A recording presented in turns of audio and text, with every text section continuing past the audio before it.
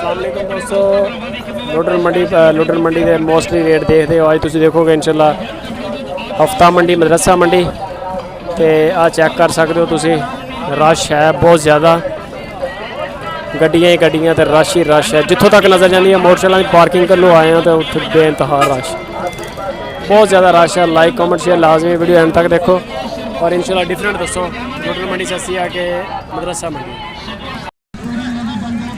जी। मदरसा मंडी के माशाल्लाह दूसरी मंडी की निस्बत काफ़ी रेट अच्छे है।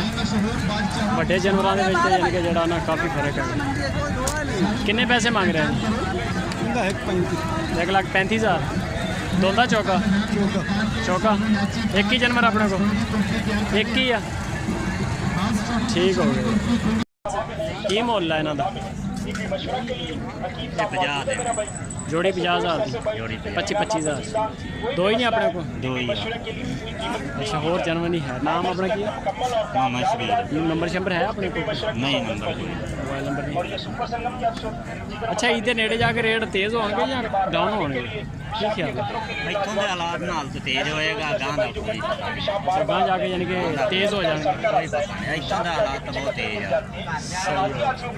ਇਹਦਾ ਕੀ ਮੁੱਲ ਹੈ ਇਸ ਬੱਕਰੇ ਦਾ? इस बकरे का 55,000।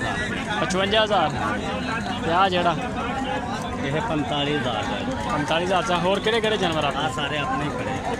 ਅੱਛਾ ਮਾਸ਼ਾਅੱਲਾ ਜਾਨਵਰ ਤੇਰੇ ਸੋਹਣੇ ਸਾਰੇ ਰੱਜੇ ਪੁੱਜੇ ਆ ਸਾਰੇ ਜਾਨਵਰ ਤੇਰੇ। ਇਹਨਾਂ ਦਾ ਪੁੱਠੇ ਦਾ ਵੀ ਹਿਸਾਬ ਹੈ? पुठे का है जी 50,000 में मंगी जाने। 50,000 ਨੂੰ ਪੁੱਠਾ। ਕਿੰਨੇ ਜਾਨਵਰ ਆਪਣੇ ਕੋਲ? 13 की बेच ले। हाँ 13 ਜਾਨਵਰ ਖੜੇ ਆ 50,000 ਦੇ ਨਾਲ ਪੁੱਠਾ। मोबाइल नंबर वगैरह है अपने को? अपने को है। बोलो मोबाइल नंबर। 0301 0301 80 66 80 66 545 545 80 66 545। नाम अपना की है?